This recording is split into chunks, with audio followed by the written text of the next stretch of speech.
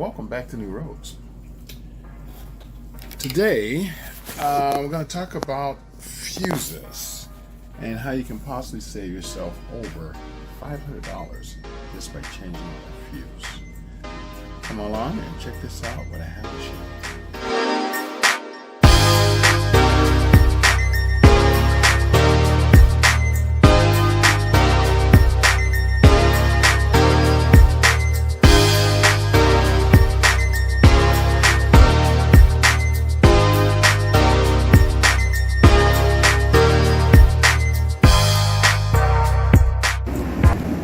So I was having some problems with my RV on my last trip to Seoul Rodeo.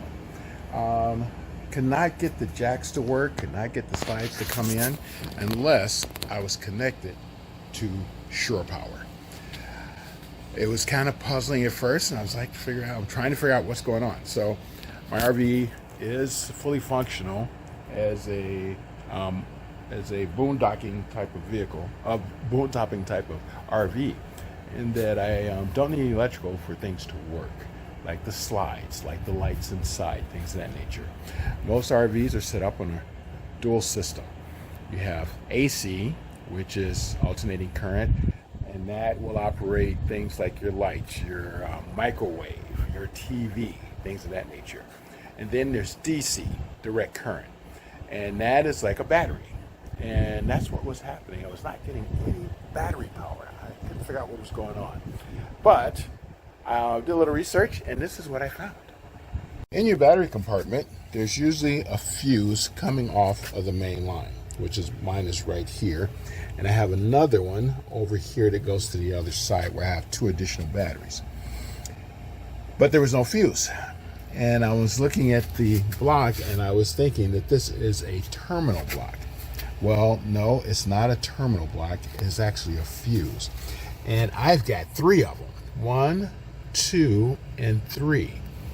You can test these with voltmeters, but you have to be careful because even though this one might be bad, it will test good because of a lead coming from here to this middle one to supply it power. So it's best to take all the leads off, test it, put it back on. What I did was I replaced all three, and now everything works properly. I've got power for my jacks, I got power for my slides. Everything is working great now. So I just wanted to pass that tip along.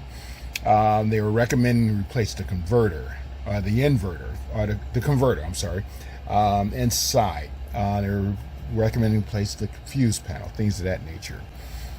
This took me about an hour to do. Service time right now is $150 an hour just to come out and diagnose the problem. Then to repair it is another $150, and it just only takes about 20 minutes. So you're at $300 plus the parts, $350, $400 just to replace a fuse. So if you're losing power, and the only thing that's working is your AC when you connect it up to shore power, check those fuses, check those terminal blocks. That may be your issue. They're only $8.99 each. It takes about 20 minutes to put in, and it will save you hundreds of dollars. Okay, so I'm removing this one, and you can see right here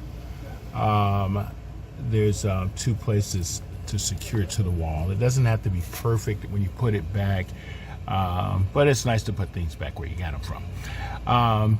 And then secondly, I take things off one at a time. So I took this screw off. It's a number 10. You can see my socket here wrench.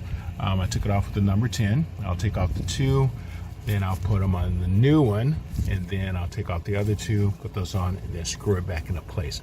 It's a pretty easy operation. Save you a lot of money. Okay, so an easy way, hi, I'm here. An easy way to check these is with an ohm meter, like this, or anything that can give you ohms. You can even use a little battery with a light on it. That'll work as well. So if you put it to ohms, and I've got mine on sound right now, you can test your circuit breakers from your RV. And, oh, that one's good. We can hear it. And it's registering like 0.2. Oh, this one is registering good too.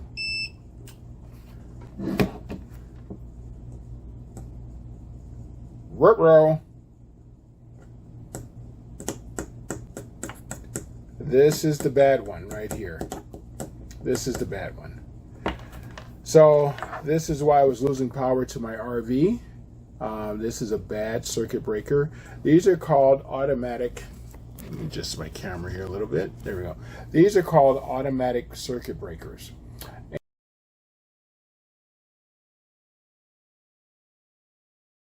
And what happens is if it reaches a certain amperage, it kicks off and then it restarts again.